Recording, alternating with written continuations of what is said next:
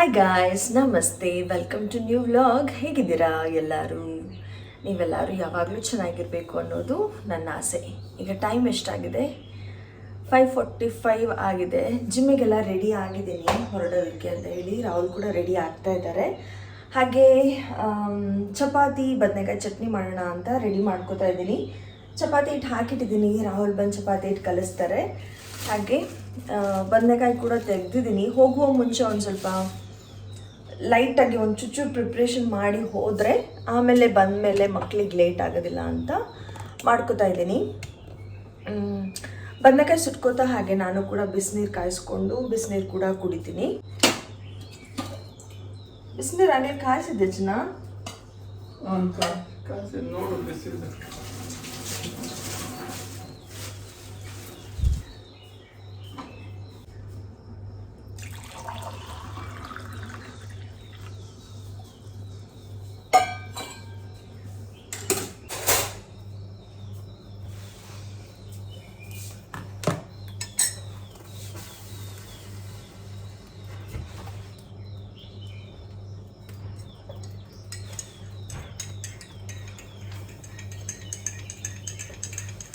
ನನ್ನ lemon water ಕೂಡ ready ಆಯಿತು. ಇವಾಗ ಹೋಗಿ ಇದನ್ನು ಕುಡಿತೀನಿ.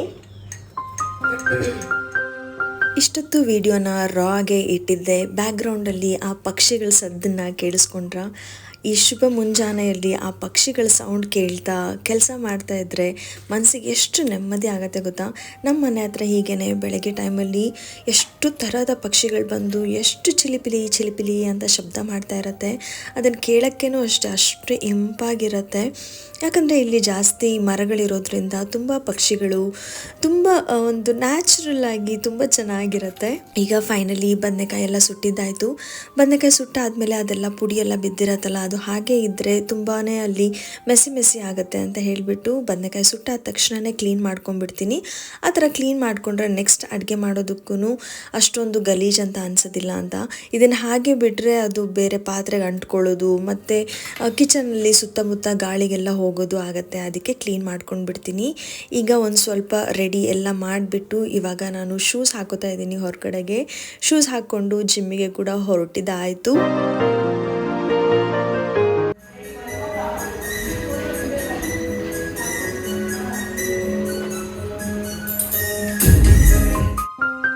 ನಾನಿವತ್ತು ಜಿಮ್ ರೀಚ್ ಆಗಿದ್ದು ಒಂದು ಸ್ವಲ್ಪ ಲೇಟ್ ಆಗೋಯಿತು. ಆಲ್ರೆಡಿ ವರ್ಕೌಟ್ ಎಲ್ಲ ಸ್ಟಾರ್ಟ್ ಆಗೋಗಿತ್ತು.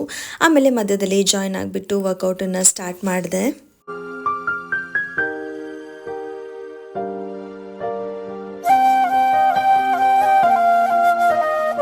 ಜಿಮ್ ನಮ್ಮ ಮನೆಯಿಂದ ಏನು ತುಂಬ ದೂರ ಇಲ್ಲ. ಜಸ್ಟ್ ಒಂದು 3 ಮಿನಿಟ್ಸಲ್ಲಿ ಜಿಮ್ ರೀಚ್ ಆಗಿಬಿಡ್ತೀವಿ 2 ವೀಲರಲ್ಲಿ ಬಂದರೆ.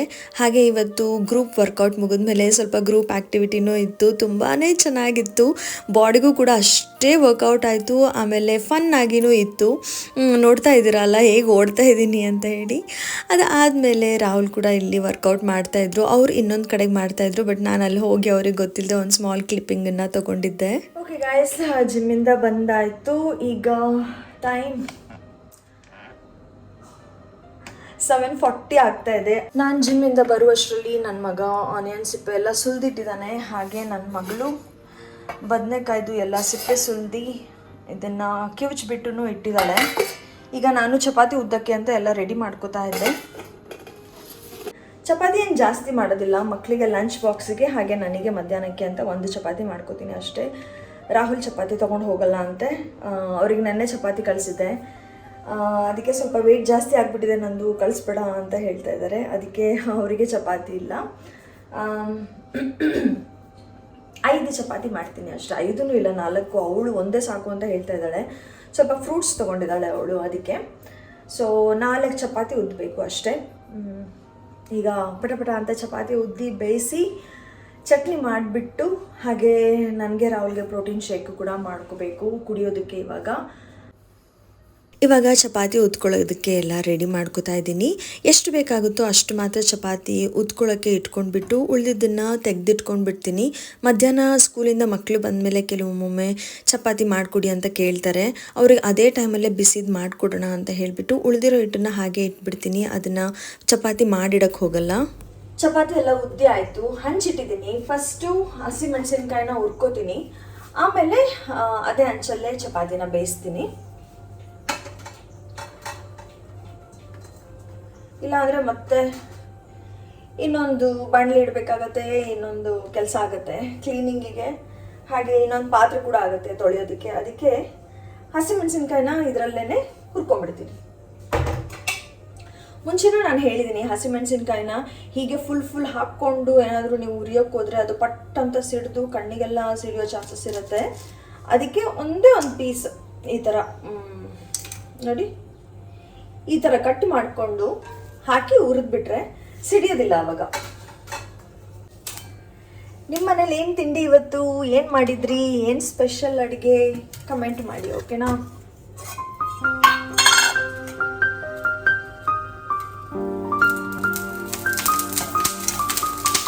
ಹಾಗೆ ಇವತ್ತು ವೆಡ್ನೆಸ್ಡೇ, ಚಿಕನ್ ಮಾಡಬೇಕಿತ್ತು ಸಂಜೆ, ಆದರೆ ಇವತ್ತು ಎಲ್ಲರೂ ಚಿಕನ್ ಬೇಡ ಅಂತ ಹೇಳ್ತಾ ಇದ್ದಾರೆ. ನನ್ನ ಮಗಳು, ರಾಹುಲ್ ಹಾಗೆ ನಾನು 3 ಜನನು ಚಿಕನ್ ಬೇಡ ಅಂತ ಅನ್ಕೊತಾ ಇದ್ದೀವಿ. ಯಾಕಂದರೆ ಈಗ ಒಂದು 2 ಡೇಸಿಂದ ವೆಯ್ಟ್ ಯಾಕೋ ಕಡಿಮೆನೇ ಆಗ್ತಾಯಿಲ್ಲ. ತಿನ್ನೋದೇನೋ ನಾರ್ಮಲ್ ಆಗಿ ತಿಂತಾ ಇದ್ದೀವಿ, ಬಟ್ ವೆಯ್ಟ್ 3 ಜನದ್ದು ಯಾಕೋ ಕಡಿಮೆ ಆಗ್ತಾ ಇಲ್ಲ. ಅದಕ್ಕೆ ಚಿಕನ್ ಬೇಡ ಇವತ್ತು ಅಂತ ಅಂದ್ಕೊಂಡಿದ್ದೀವಿ. ನೋಡಬೇಕು, ಆಮ್ಲೆಟ್ ಏನಾದರೂ ಮಾಡಿಕೊಂಡು ತಿನ್ನೋದಷ್ಟೇ ರಾತ್ರಿಗೆ.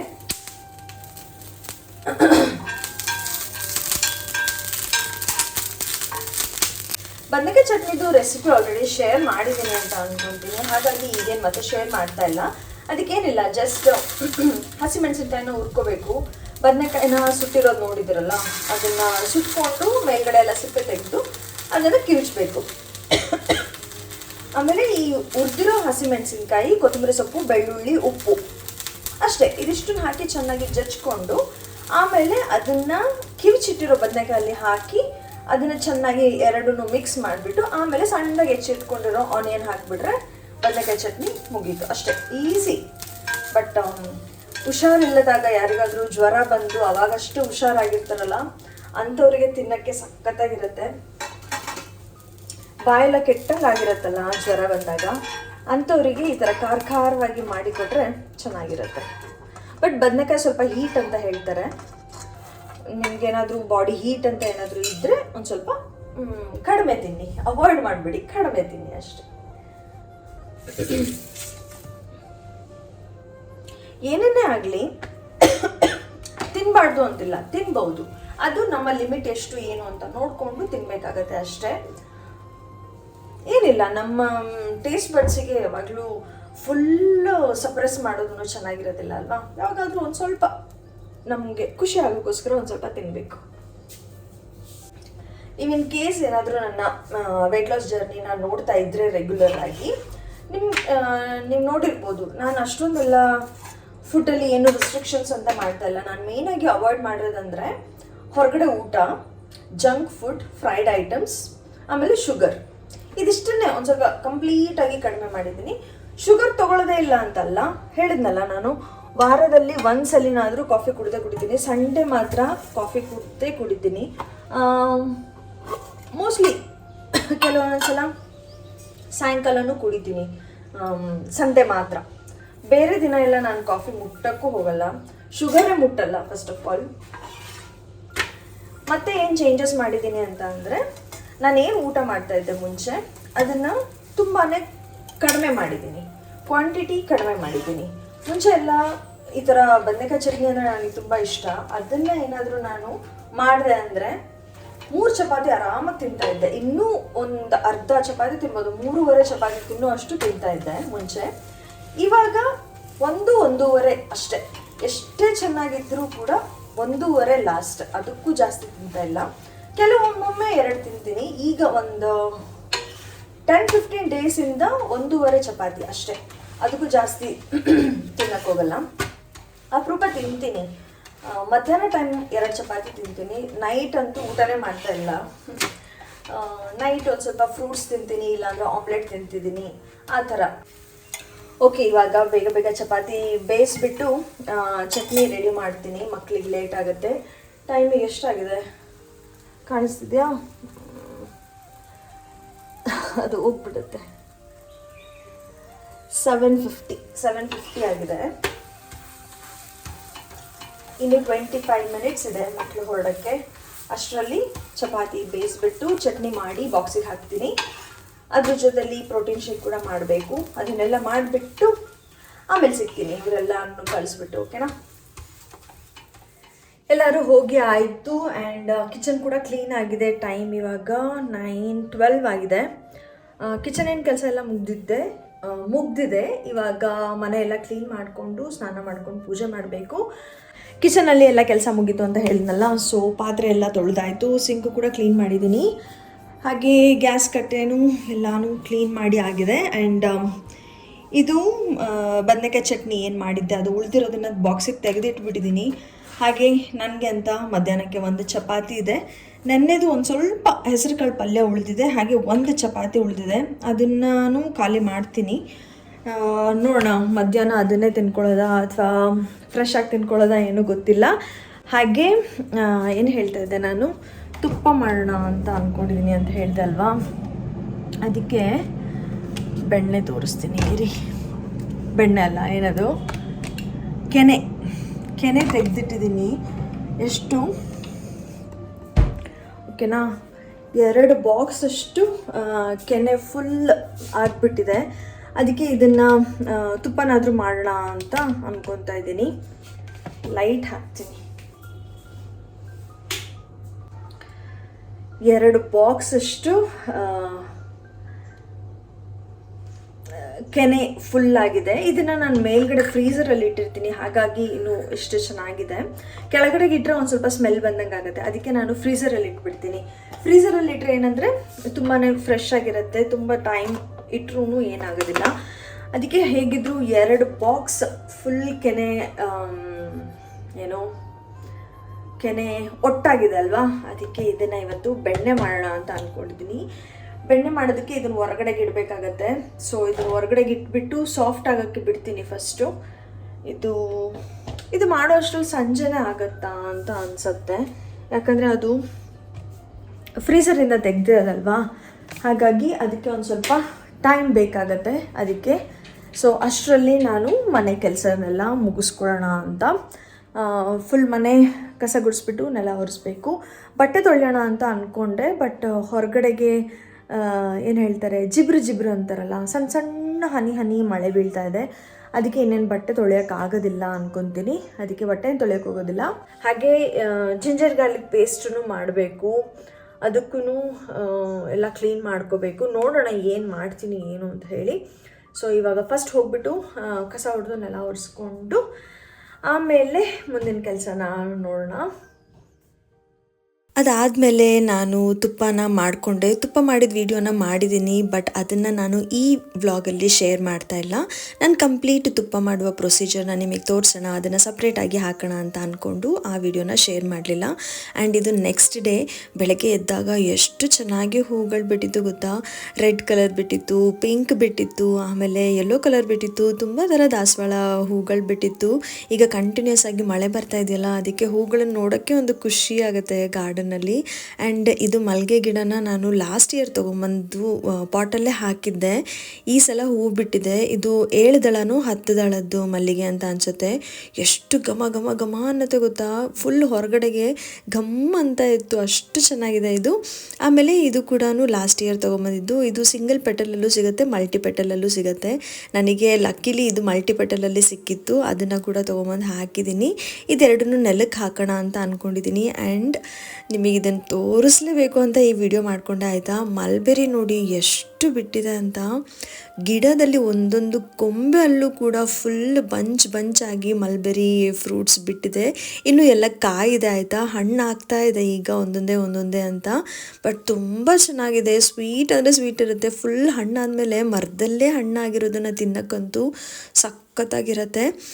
1-2 ಸಲ ಆಲ್ರೆಡಿ ನಾನು ಕಿತ್ತು ತಿಂದಿನಿ ಕೂಡ. ಅಷ್ಟು ಚೆನ್ನಾಗಿರುತ್ತೆ. ಆ್ಯಂಡ್ ಈ ತೊಂಡೆಕಾಯಿ ಗಿಡನ ಒಂದ್ಸಲ ಯಾವುದೋ ವ್ಲಾಗಲ್ಲಿ ತೋರಿಸಿದ್ದೆ, ಎಷ್ಟೊಂದು ಕಾಯಿ ಬಿಟ್ಟಿದೆ ನೋಡಿ ಅಂತ ಹೇಳಿ. ಇದರಲ್ಲಿ ಎಲ್ಲ ಕಾಯಿನೂ ಕಿತ್ತಿದ್ದೀನಿ. ಆ್ಯಂಡ್ ಇದಕ್ಕೆ ಯಾಕೋ ಒಂದು ಸ್ವಲ್ಪ ರೋಗ ಬಂದಿರೋ ಥರ ಆಗಿತ್ತು, ಒಂದು ಸ್ವಲ್ಪ ಫಂಗಸ್ ಥರ ಆಗಿತ್ತು. ಅದಕ್ಕೆ ಅದನ್ನು ಫುಲ್ ಕಿತ್ತಾಕ್ಬಿಟ್ಟೆ. ಕಿತ್ಬಿಟ್ಟು ಅದರಲ್ಲಿ ಬಿಟ್ಟಿರೋ ಕಾಯಿನೆಲ್ಲ ತೆಕ್ಕೊಂಡು ಈ ಗಿಡನ ಫುಲ್ ಕಟ್ ಮಾಡಿಬಿಟ್ಟಿದ್ದೀನಿ. ಅಂದರೆ ಕೆಳಗಡೆವರೆಗೂ ಕಟ್ ಮಾಡಿಬಿಟ್ಟಿದ್ದೀನಿ. ಇದು ಪಕ್ಕದ ಮನೆಯವ್ರದ್ದು ಗಿಡ, ನಮ್ಮ ಮನೆ ಗಿಡ ಅಲ್ಲ, ಬಟ್ ಆದ್ರೂ ಅವ್ರೇನು ಅನ್ನಲ್ಲ. ಹೋಗ್ಬಿಟ್ಟು ಅಲ್ಲಿ ಕಟ್ ಮಾಡಿಬಿಟ್ಟು ಅದನ್ನೆಲ್ಲ ಕ್ಲೀನ್ ಮಾಡಿದ್ದೀನಿ. ಆ್ಯಂಡ್ ಇಷ್ಟೊಂದು ತೊಂಡೆಕಾಯಿ ಸಿಕ್ಕಿದೆ. ಆ್ಯಂಡ್ ಸ್ವಲ್ಪ ದೊಡ್ಡದಾಗಿ ಆಗಿದೆ. ಇಲ್ಲಿ ನೋಡಿ, ಈ ಥರ ಎಲ್ಲ ಆಗ್ತಾಯಿತ್ತು. ಯಾಕಂದರೆ ಹುಳ ಎಲ್ಲ ಬಂದು ಹಾಳು ಮಾಡಿಬಿಡತ್ತೆ ಅಂತ ಹೇಳಿ, ಇನ್ನು ಜಾಸ್ತಿ ರೋಗ ಆಗಿಬಿಡತ್ತೆ ಗಿಡಕ್ಕೆ ಅಂತ ಹೇಳಿಬಿಟ್ಟು ಫುಲ್ ಗಿಡನ ಕಟ್ ಮಾಡಿದ್ದೀನಿ. ಮತ್ತು ಚೆನ್ನಾಗಿ ಚಿಗುರತ್ತೆ. ಅದು ದಪ್ಪ ಬೇರಿದೆ ಕೆಳಗಡೆಗೆ ಮಣ್ಣಲ್ಲಿ, ಅದಕ್ಕೆ ಅದೇನು ಮತ್ತೆ ಬೇಗ ಚಿಗುರ್ಕೊಳ್ಳುತ್ತೆ. ವರ್ಷನೂ ಅಷ್ಟೇ ಚೆನ್ನಾಗಿ ಚಿಗುರಿ ಅದು ನಮ್ಮ ಮನೆ ಕಡೆ ಹಬ್ಬತ್ತೆ ಅಲ್ವಾ. ಈ ಥರ ಎಷ್ಟೊಂದು ಕಾಯಿ ಸಿಗುತ್ತೆ ನನಗೆ. ವರ್ಷದಲ್ಲಿ ಒಂದು 2-3 ಸಲ ಈ ಥರ ತೊಂಡೆಕಾಯಿ ಅವ್ರ ಮನೆಯಿಂದ ಸಿಗುತ್ತೆ ನನಗೆ. ಸೊ ಇವಾಗ ಬನ್ನಿ ತೊಂಡೆಕಾಯಿ ಎಷ್ಟು ಸಿಕ್ಕಿದೆ ಏನು ಅನ್ನೋದನ್ನು ಒಂದು ಸಲ ವೆಯ್ಟ್ ಮಾಡಿ ತೋರಿಸ್ತೀನಿ, ಅಂದರೆ ತೂಕ ಮಾಡಿ ತೋರಿಸ್ತೀನಿ. ಜಸ್ಟ್ ಹಾಗೆ ಒಂದು ಕ್ಯೂರಿಯಾಸಿಟಿ ನನಗೆ, ಇಷ್ಟೊಂದು ತೊಂಡೆಕಾಯಿ ಬಿಟ್ಟಿದೆಯಲ್ಲ, ಇದು ಎಷ್ಟಿರ್ಬೋದು ವೆಯ್ಟ್ ಅನ್ನೋದು ಒಂದು ಕ್ಯೂರಿಯಾಸಿಟಿ ನನಗೆ.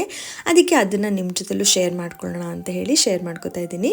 ಈಗ ನಾನು ಮಷೀನನ್ನು ಆನ್ ಮಾಡಿದ್ದೀನಿ. ಇದ್ರ ಮೇಲೆ ಒಂದು ಎಂಟಿ ಬೌಲ್ ಇಟ್ಬಿಟ್ಟು ಆಮೇಲೆ ಅದನ್ನು ಝೀರೋ ಮಾಡ್ಕೋತೀನಿ. ಯಾಕಂದರೆ ಬೌಲಿಂದು ತೂಕ ಇರುತ್ತೆ ಅಲ್ವಾ, ಈಗೆಲ್ಲ ತರಕಾರಿ ಅಂಗಡಿಗಳಲ್ಲಿ ಹೀಗೆ ಮಾಡ್ತಾರೆ ನೋಡಿ, ಆ ಥರ. ಇದನ್ನು ಈಗ ಝೀರೋ ಮಾಡಿಬಿಟ್ಟು ನಾನು ಏನು ತೊಂಡೆಕಾಯಿ ಕಿತ್ಕೊಂಡು ಬಂದಿದ್ದೆ ಅಲ್ವಾ, ಅದನ್ನೆಲ್ಲ ಇವಾಗ ಹಾಕ್ತೀನಿ. ನೋಡಿ ಎಷ್ಟು ವೆಯ್ಟ್ ಬರುತ್ತೆ ಅಂತ ನೀವೇನೆ ಒಂದ್ಸಲ ನೋಡಿದ್ರಲ್ಲ. ನಿಯರ್ಲಿ 1 kg ಅಷ್ಟು ತೊಂಡೆಕಾಯಿ ಸಿಕ್ಕಿದೆ. ಈ ತೊಂಡೆಕಾಯಿ ಆಲ್ರೆಡಿ ಪಲ್ಯನೂ ಮಾಡ್ಕೊಂಡು ಆಯಿತು, ತಿಂದಿದ್ದು ಆಯಿತು. ಈ ವಿಡಿಯೋ ಒಂದು ಸ್ವಲ್ಪ ನಿಮಗೆ ಲೇಟಾಗಿ ರೀಚ್ ಆಗ್ತಾ ಇರೋದ್ರಿಂದ ಇವಾಗ ನಾನು ಜಸ್ಟ್ ಹೇಳ್ತಾ ಇದ್ದೀನಿ.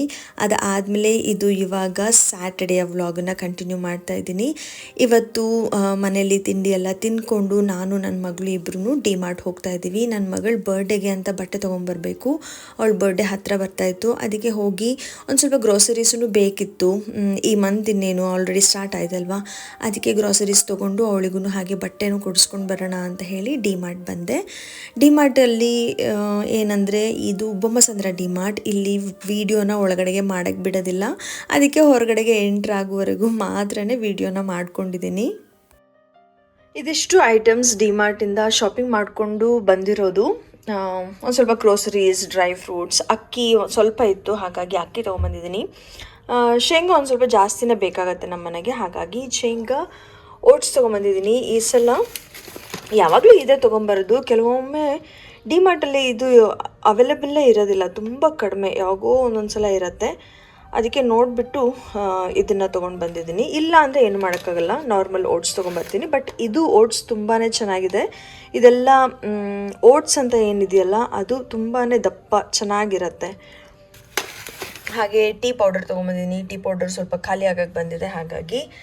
ಅದು ಬಿಟ್ಟರೆ ಏನಿದು ಸೋಯಾ ಚಂಕ್ಸ್ ತೊಗೊಂಬಂದಿದ್ದೀನಿ. ವಾಲ್ನಟ್, ಶೇಂಗಾ, ಪ್ರಿಲ್ ಕೂಡ ಖಾಲಿ ಆಗಕ್ಕೆ ಬಂದಿತ್ತು. ಅದು ಅಕ್ಕಿ ಹಿಟ್ಟು, ಡ್ರೈ ಫ್ರೂಟ್ಸ್, ಅಕ್ಕಿ, ಹಾಗೆ ಇದು ಏನು ಕಡಲೆಕಾಳು ತೊಗೊಂಬಂದಿದ್ದೀನಿ. ಹಾಗೆ ಸಣ್ಣ ಪುಟ್ಟ ಗ್ರಾಸರೀಸ್ ಐಟಮ್ಸು. ಇದೊಂದು ಫ್ರೂಟ್ ಬಾಸ್ಕೆಟ್ ತೊಗೊಂಡಿದ್ದೀನಿ, ತುಂಬಾ ಚೆನ್ನಾಗಿದೆ, ಸ್ಟೀಲ್ದು, ಹಾಗೆ ಹೆವಿ ಕೂಡ ಇದೆ. ಆಮೇಲೆ ಇದ್ರದ್ದು ಆ್ಯಕ್ಚುಲ್ ಪ್ರೈಸ್ ಏನು ಮೆನ್ಷನ್ ಆಗಿತ್ತು ಅಂದರೆ 699, ಬಟ್ ಡಿಮಾರ್ಟಲ್ಲಿ ಆಫರಲ್ಲಿ 299ಗೆ ಸಿಗ್ತಾಯಿತ್ತು. ಅದು ಬಿಲ್ ಆಲ್ರೆಡಿ ಕಿತ್ಬಿಟ್ಟಿದ್ದೀನಿ, ಅದಕ್ಕೆ ಅದನ್ನು ತೋರ್ಸೋಕ್ಕಾಗ್ತಾ ಇಲ್ಲ. ತುಂಬಾ ಚೆನ್ನಾಗಿದೆ, ದೊಡ್ಡದಾಗಿದೆ, ಎಷ್ಟೊಂದು ಫ್ರೂಟ್ಸ್ ಇಡಿಸುತ್ತೆ. ಹಾಗೆ ಪ್ರೈಸ್ ವೈಸೂ ಅಷ್ಟೇ ತುಂಬಾ ಚೀಪ್ ಆ್ಯಂಡ್ ಬೆಸ್ಟ್ ಅಂತ ಅನ್ನಿಸ್ತು. ಹಾಗಾಗಿ ಇದೊಂದು ಬುಟ್ಟಿ ತೊಗೊಂಬಂದಿದ್ದೀನಿ. ನೋಡಿ ಎಷ್ಟು ದೊಡ್ಡದಾಗಿದೆ ಅಂತ ಹೇಳಿ, ತುಂಬಾ ದೊಡ್ಡದಾಗಿದೆ ಆ್ಯಕ್ಚುಲಿ ಹೇಳಬೇಕಂದ್ರೆ.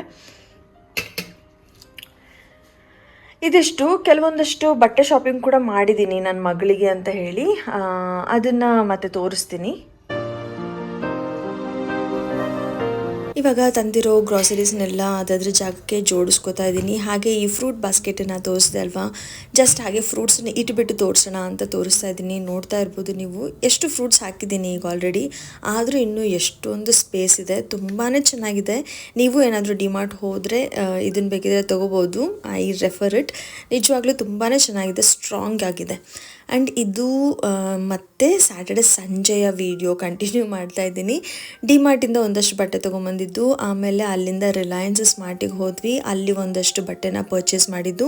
ಯಾಕಂದರೆ ಅವಳಿಗೆ ಟೀ ಶರ್ಟ್ಸ್ ಅಷ್ಟೊಂದು ಇಷ್ಟ ಆಗಲಿಲ್ಲ ಡಿಮಾರ್ಟಲ್ಲಿ. ಅದಕ್ಕೆ ಮತ್ತೆ ರಿಲಯನ್ಸ್ ಸ್ಮಾರ್ಟಿಗೆ ಹೋಗ್ಬಿಟ್ಟು ಅಲ್ಲಿ ನೋಡಿ ಅಲ್ಲಿ ತೊಗೊಂಡಿದ್ದು. ಇದು ಟೀ ಶರ್ಟ್ ನಾನು ಜಿಮ್ ವೇರಿಗೆ ಅಂತ ಹೇಳಿ ತೊಗೊಂಡೆ, ಡಿಮಾರ್ಟಲ್ಲಿ ತೊಗೊಂಡೆ. ತುಂಬಾ ಚೆನ್ನಾಗಿದೆ, ಕ್ವಾಲಿಟಿ ವೈಸೂ ಅಷ್ಟೇ ತುಂಬ ಚೆನ್ನಾಗಿದೆ. ರೇಟ್ ಇದ್ರದ್ದು ಬಂದು $299 ಇತ್ತು. ಆ್ಯಂಡ್ ಇದು ಪ್ಯಾಂಟ್ ಇದೆಯಲ್ಲ ಕ್ರೀಮ್ ಕಲರ್ ಇದೆ ಆಯಿತಾ, ತುಂಬಾ ಚೆನ್ನಾಗಿದೆ ಕ್ವಾಲಿಟಿ ಮಾತ್ರ. ತುಂಬ ತುಂಬ ತುಂಬ ಸಾಫ್ಟ್ ಆ್ಯಂಡ್ ಏನು ಹೇಳಬೇಕು, ಮೈಗೆ ಒಂಥರ ಮಲ್ಲಿಗೆ ಥರ ಇದೆ, ಅಷ್ಟು ಚೆನ್ನಾಗಿತ್ತು ಮಟೀರಿಯಲ್. ಇದನ್ನು ನಾನು ತೊಗೊಂಡಿದ್ದು ರಿಲಯನ್ಸ್ ಸ್ಮಾರ್ಟಲ್ಲಿ. ತುಂಬ ಚೆನ್ನಾಗಿತ್ತು ಕ್ವಾಲಿಟಿ. ಪ್ರೈಸ್ ಇದು $599 $699 ಅನಿಸುತ್ತೆ, ಅಷ್ಟು ಕರೆಕ್ಟಾಗಿ ನೋಡಿಲ್ಲ, ತೋರಿಸ್ತೀನಿ ನಾನಿಲ್ಲಿ ನಿಮಗೆ ಪ್ರೈಸ್ ಎಷ್ಟು ಅಂತ. ಎಷ್ಟಿದೆ, $599 ಇದೆ. ಇದು ಒಂದು ಬ್ಲ್ಯಾಕ್ ಕಲರ್ ಒಂದು ತೊಗೊಂಡಿದ್ದೀನಿ, ಕ್ರೀಮ್ ಕಲರ್ ಒಂದು ತೊಗೊಂಡಿದ್ದೀನಿ. ತುಂಬಾ ಚೆನ್ನಾಗಿದೆ ಬಟ್ಟೆ ಮಾತ್ರ, ತುಂಬ ಅಂದರೆ ತುಂಬ ಚೆನ್ನಾಗಿದೆ. ಮತ್ತೆ ಹೇಳ್ತಾ ಇದ್ದೀನಿ ಅಂತ ಅನ್ಕೋಬೇಡಿ, ಬಟ್ ಕ್ವಾಲಿಟಿ ವೈಸ್ ಮಾತ್ರ ಸಕ್ಕತ್ತಾಗಿತ್ತು. ಅದಕ್ಕೆ ಕ್ರೀಮ್ ಕಲರ್ದು ಒಂದು ಹಾಗೆ ಬ್ಲ್ಯಾಕ್ ಕಲರ್ದು ಒಂದು ತೊಗೊಂಡೆ. ಕೆಳಗಡೆಗೆ ಒಂದು ಸ್ವಲ್ಪ ಥ್ರೆಡ್ ವರ್ಕಲ್ಲಿ ಡಿಸೈನ್ ಬಂದಿದೆ, ಮೇಲ್ಗಡೆಗೆಲ್ಲ ಪ್ಲೇನ್ ಇದೆ. ತುಂಬಾ ಚೆನ್ನಾಗಿದೆ. ಆ್ಯಂಡ್ ಕೆಳಗಡೆಗೆ ಅದೇನು ಥ್ರೆಡ್ ವರ್ಕ್ ಬಂದಿದೆ, ಹಾಗೆ ಕೆಳಗಡೆ ಫುಲ್ ಲಾಸ್ಟಲ್ಲಿ ಇದೆಯಲ್ಲ ಅಲ್ಲಿ ಒಂದು ಸ್ವಲ್ಪ ಸೀ-ಥ್ರೂ ಇದೆ. ತುಂಬಾ ಚೆನ್ನಾಗಿದೆ. ಇದು ಕೂಡ ಅಷ್ಟೇ ಪ್ಯಾಂಟು. ಇದು ಒನ್ ಪ್ಯಾಂಟ್ ಬಂದು ಎಷ್ಟು $599 ಆಯಿತು. ಇದೆರಡು ಪ್ಯಾಂಟನ್ನು ಅಷ್ಟೇ ನಾನು ತೊಗೊಂಡಿದ್ದು ರಿಲಯನ್ಸ್ ಸ್ಮಾರ್ಟಲ್ಲಿ. ಅದಾದಮೇಲೆ ನನ್ನ ಮಗಳು ಒಂದಷ್ಟು ಟೀ ಶರ್ಟ್ಸನ್ನು ತೊಗೊಂಡ್ಳು. ಅವಳು ತೊಗೊಂಡಿದ್ದೆಲ್ಲ white colour T-shirts, black ಒಂದು ತೊಗೊಂಡಿದ್ದಾಳೆ. ಏನೋ ಗೊತ್ತಿಲ್ಲ, ಯಾಕಮ್ಮ ಎಲ್ಲ ವೈಟ್ ಕಲರ್ ತೊಗೋತಿದ್ಯಾ ಅಂದರೆ, ಯಾಕೋ ಗೊತ್ತಿಲ್ಲ ಮಮ್ಮಿ, ನನಗೆ ಈಗೀಗ ಬರೀ ವೈಟ್ ಬ್ಲ್ಯಾಕ್ ಅದೇ ಇಷ್ಟ ಆಗ್ತಾಯಿದೆ ಅಂತ ಹೇಳಿದ್ಲು.